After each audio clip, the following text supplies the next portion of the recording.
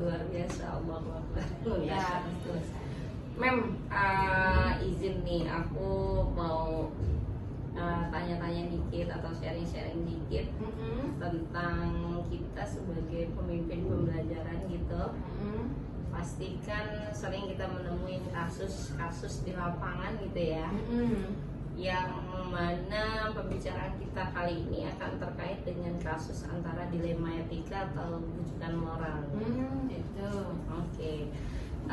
Kira-kira selama ini nih Mem, permasalahan atau kasus yang suka ditemui ini di lapangan, ada nggak nih yang pernah berhubungan dengan kayak dilema etika atau sejenis bujukan moral itu? Mungkin salah satunya itu. Ya, baik. Kalau untuk masalah kasus dilema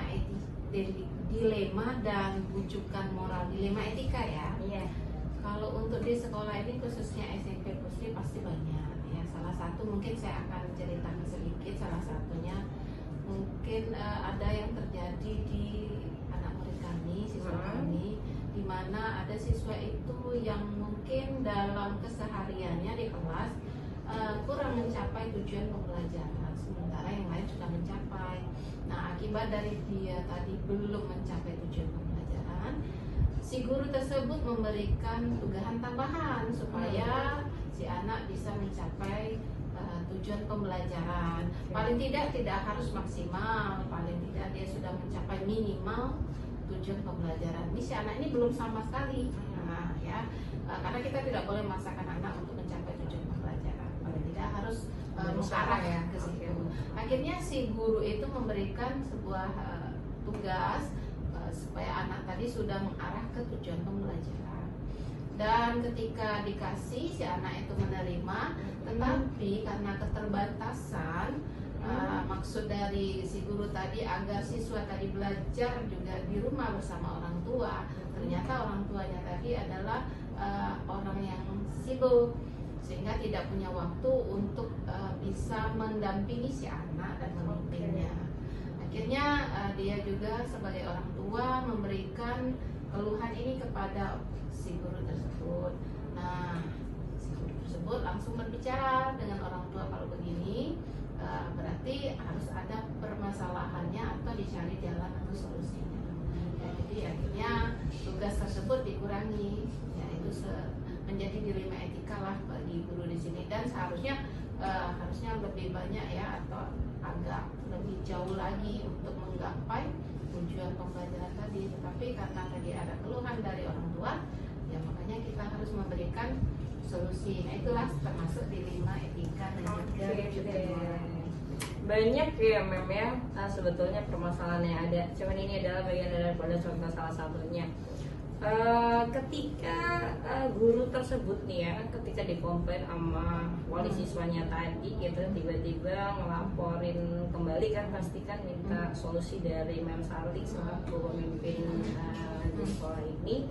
Nah, kira-kira bagaimana Mem Sarli bisa mengidentifikasi nih, apakah itu termasuk dilema etika atau bujukan moral? Iya, dua-duanya. Karena itu termasuk dilema etika dan juga ada sedikit bujukan moral dari orang tua. Artinya saya sebagai kepala sekolah juga memberikan nasihat dan juga bimbingan kepada guru. Nah, mungkin diteruskan kepada orang tua siswa. Pertama sekali yang harus kita lakukan, kita identifikasi dulu masalahnya apa.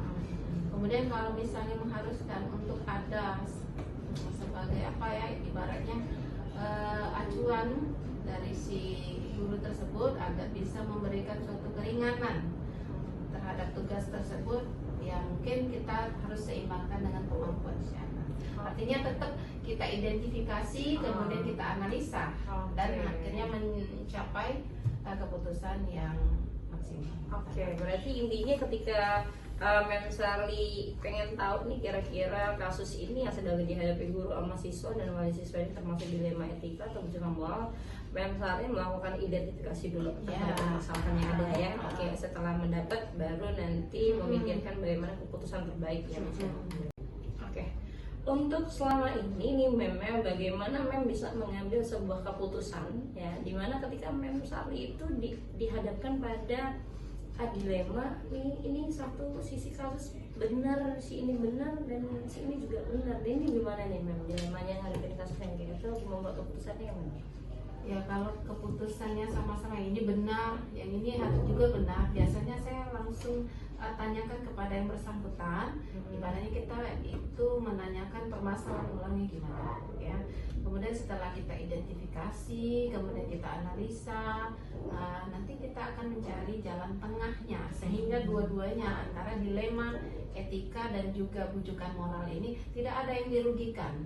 Apalagi kalau siswa SMP yang ibaratnya itu adalah siswa yang beranjak mulai ke dewasa, kita harus mengambil keputusan itu jangan sampai sia-sia dan jangan sampai salah hubungan keputusan. Jangan sampai ngorbanin siswa juga ya. Jadi ada jalan tengah yang dipilih untuk dapat berada pada jalur yang benar, bisa kita bela dengan baik, yang benar lagi baik, lalu kita ambil jalan tengah. Oke, thank you nih Mem. Selanjutnya ya Mem ya, kira-kira ya langkah-langkah atau prosedur yang seperti apa yang biasa Mem Sari lakukan ketika misalnya tadi data-data udah terkumpul, fakta-fakta udah terkumpul ya berdasarkan hasil identifikasi, langkah selanjutnya apa nih Mem?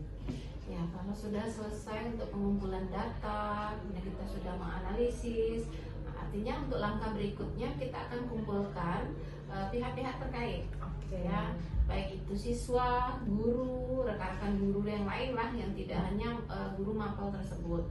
Kemudian nanti kita akan musyawarahkan untuk pengambilan keputusan tersebut sehingga pihak yang dirugikan tidak ada, sehingga menghasilkan keputusan yang benar. Oke, artinya dimatangkan dulu data-data dan fakta yang terkumpul, lalu nanti ngajak musyawarah pihak-pihak yang terkait supaya keputusan diambil emang benar-benar fix, tidak mengorbankan siapapun. Gitu ya Mem? Ya, betul. Oke, selanjutnya nih ya, menurut Mem Sari sebagai pimpinan sekolah setelah tadi melakukan kegiatan musyawarah, salah satu prosedur atau langkah yang diambil sebelum memutuskan sesuatu, menurut Mem Sari langkah apa yang paling efektif ya yang Mem Sari anggap ketika Mem Sari itu mendapatkan sebuah keputusan gitu ya untuk dicetuskan itu?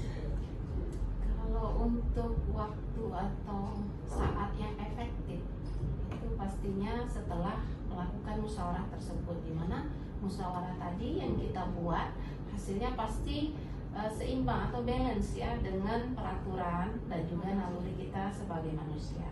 Nah, sehingga ketika keputusan itu telah terbit, maka itulah yang akan dijalankan sehingga pihak yang terkait juga akan merasa puas dan senang dengan aturan dan juga keputusan yang kita buat. Oke, luar biasa sekali Mem. Oke.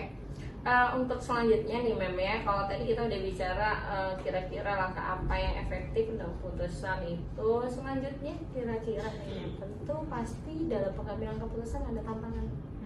Oke.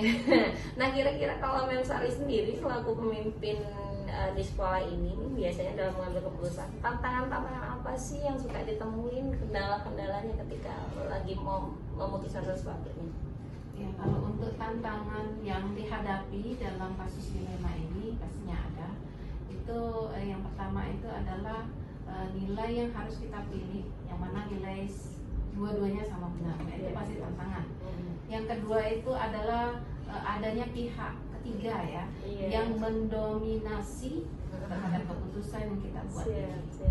Artinya dia kayak memberi pengaruh peranan gitu, kedudukannya gitu ya Mem, yang kayaknya membuat kita tuh semakin dilema untuk memutuskan sesuatu. Oke, sejauh ini itu ya Mem ya yang menjadi tantangan terbesarnya ketika mengambil keputusan. Oke, terima kasih Mem. Selanjutnya, oke, Mem Sari, di dalam pertanyaan selanjutnya nih, kita pengen tahu nih di dalam pengambilan keputusan, apakah Mem Sari punya tata kelola waktu sendiri nih di dalam mengemas keputusan, kayaknya ada schedule atau jadwal tertentu yang diharuskan ketika mau mengambil sebuah keputusan ya Mem? Tidak sih, kalau untuk jadwal untuk memutuskan sesuatu, kalau seandainya itu harus diputuskan pada saat itu, mungkin harus kita lakukan keputusan. Tapi kalau seandainya harus untuk dipertimbangkan, mungkin akan saya bicarakan dengan pihak-pihak yang akan berperan dalam keputusan ini. Biasanya adalah teman-teman yang membantu, baik itu dari wakil ataupun dari guru tersebut, agar keputusan ini benar-benar menjadi keputusan yang bisa membuat semua orang puas dan juga tidak ada yang salah. Oke, artinya supaya keputusan ini memang benar-benar di posisi yang benar, Ya. Sally sebetulnya bisa memutuskan pada saat itu, nggak perlu waktu-waktu tertentu jangan tertentu, kecuali kalau ada sesuatu hal yang membuat ini harus dikoordinasikan lebih nih gitu, berarti harus dijadwalkan atau ditenggang dulu ya. Ya, betul. Oke, Mem, kita berada pada pertanyaan terakhir ini. Dari seluruh apa yang udah Mem Sally paparkan tadi, nih kira-kira nih pembelajaran apa yang bisa Mem Sally petik nih dari pengalaman Mem Sally yang biasanya mengambil keputusan buat sekolah ini? Kalau pengalaman akhir yang menjadi pembelajaran bagi saya, Terkhusus pada dilema etika ini. ya khususnya dilema etika ini pastinya adalah fokus terhadap masalah yang sudah kita hadapi dengan keputusan yang sudah kita berikan, sehingga nanti ke depannya jika ini terjadi lagi, ini akan memberikan pembelajaran yang sangat berarti bagi saya sebagai pimpinan nanti ke depannya, sehingga kepentingan antara sekolah, siswa, guru dan juga pihak-pihak yang terkait tidak dirugikan. Oke, kalau kita menjudge satu kepentingan yang paling diutamakan Mem Sally di dalam mengambil keputusan, kira-kira siapa nih yang paling diutamakan untuk dipilih? Pastinya siswa ya. Oh gitu. Siswa dan juga para orang tua siswa. Nah itu, jadi untuk pembelajaran kita sebagai guru nantinya memang harus kita pertimbangkan baik itu pihak-pihak terkait maupun sekolah sendiri. Yang jelas kepentingan siswa itu yang lebih diutamakan. Oke, gitu. Terima kasih banyak atas waktu dan kesempatannya Mem Sally. Semoga sukses selalu dalam karirnya nih. Semangat terus membawa peranan sebagai pemimpin.